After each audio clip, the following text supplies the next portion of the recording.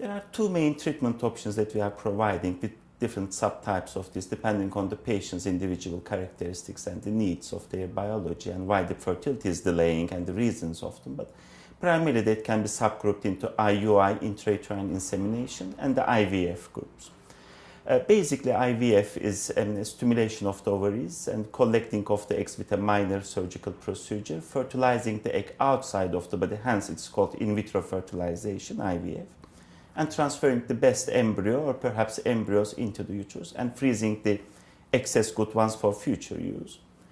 There are different subgroups of the IVF treatment depending on the sperm parameters, which can be called ICSI, where it's a further assessment of the sperm is involved, called IMSI.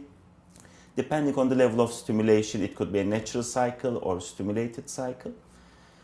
IUI, as opposed to IVF, is, if you like, a gentler level of involvement with the normal biology. It involves a minor level of stimulation of the ovaries. As opposed to IVF, we don't want to collect 8, 10, 12 eggs, but maybe stimulate 2, 3 eggs to develop and inseminate the sperm, obviously collected from the partner, or in terms of donor sperm from the donor. The sperm is prepared, most fertile subpopulation is selected, and then given into the uterus. So the fertilization occurs naturally in the body in IUI treatment.